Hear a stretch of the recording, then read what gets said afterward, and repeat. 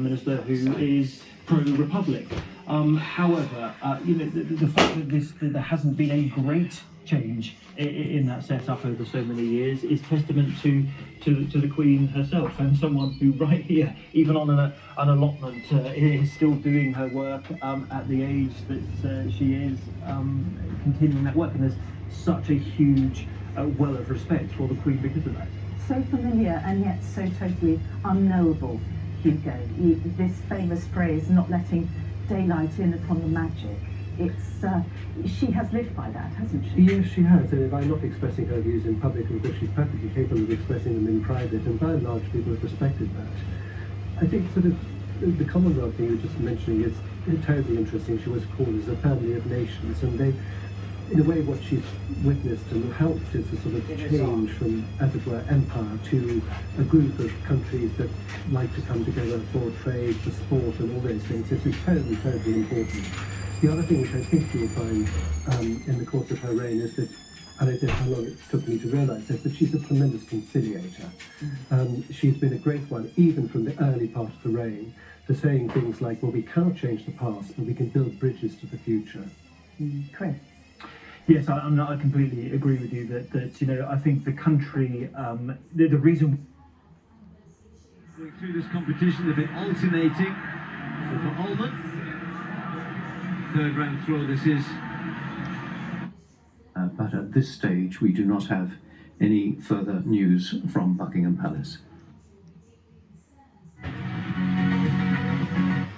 We have travelled to Balmoral earlier on today, and in the last few minutes we have received a statement from Buckingham Palace. Yeah.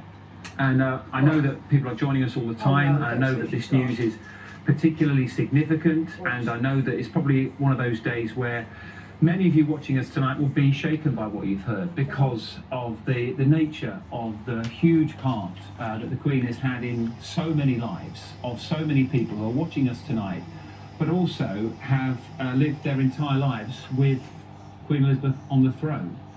And we are reflecting tonight on that news, that we are bringing you the sad news of the death of Her Majesty the Queen. We are awaiting a statement from the Palace, and hopefully we can bring that to you now. It's very short, there isn't much of it, but it is the news that we have been waiting for. It's the sad news confirmed by Buckingham Palace in the last few moments. She's gone! The Queen has died peacefully at Balmoral this afternoon.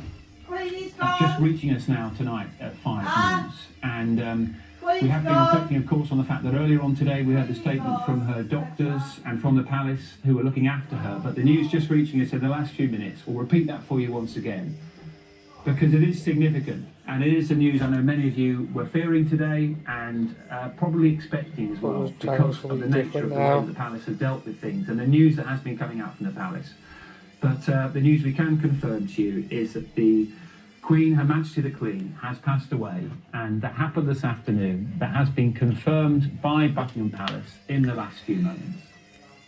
That one's superior TV.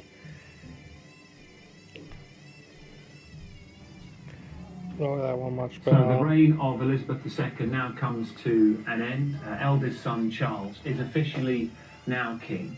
Just continuing that statement, the King and the Queen consort will remain at Balmoral this evening and will return to London tomorrow. And as we reflect on the history, we watched the flag at Buckingham Palace. Elizabeth became Queen back in February of 1953 after the death of her father, King George VI. At that time she was just 25 years old. It's incredible to think how long she's been a part of all of our lives. Her coronation took place a few months later, that was in June of that year, and was watched by millions of people right around the world. There's that famous photograph, which I'm sure you've seen many times.